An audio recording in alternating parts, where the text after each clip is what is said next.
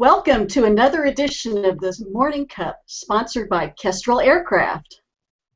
Hi, this is Todd Lohenry, the manager of digital and social media at Kestrel Aircraft, and I'm here with Dorothy Cochrane of the Smithsonian Institution. And I think that Dorothy has one of the most interesting jobs I've heard about at EAA this year. Dorothy, why don't you tell us what it is that you do there? Well, I am a curator at the National Air and Space Museum, and I just want to first say thanks for having me on your show. What I do is I handle general aviation aircraft, hence my presence here at EAA, which is all general aviation. And it encompasses, as you know, everything from private flying to business flying. I also do aerobatics.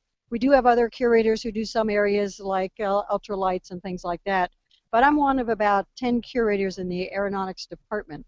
And so we divvy up all the different aviation aspects and curate them, which means we acquire things, we do research, we write, we do public service, and we work on our collections that we already have and do exhibits.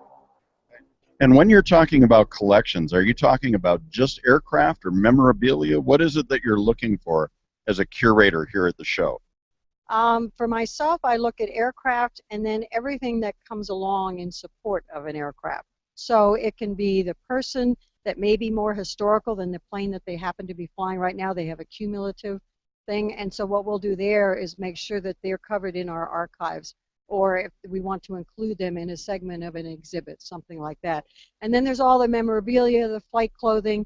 We have curators for engines, for avionics, all those sorts of things. So everything that's here basically is a possible acquisition for us, or just a point of research. And, you know, we didn't know about this, or we want to know more about that.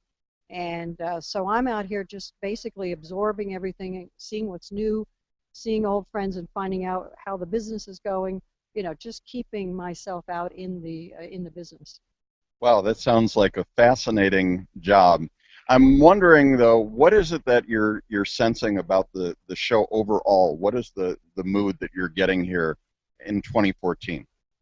I think that the mood here is pretty good. You know, we've been through some rough years in general aviation especially, and I'm encouraged to see a lot of different aircraft, some enthusiasm. You know, some of the production numbers and sales numbers are going up. I could see that the camping is full.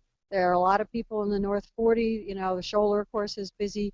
There seem to be as many exhibitors, and it just seems to be filling up. And there's a lot of international sense, you know, that you get with a lot of international presence as well.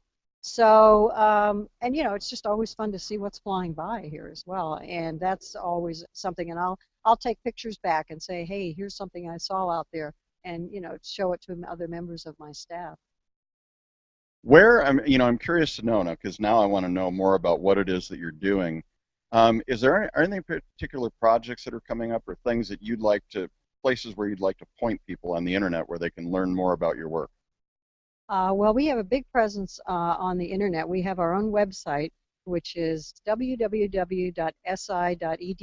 That's the overall Smithsonian Institution. And then we also have .nasm.edu, which is the National Air and Space Museum itself. And on that website, we are particularly involved in getting exhibits and collections online, because there's so many things, thousands of objects that we have in storage that people don't see.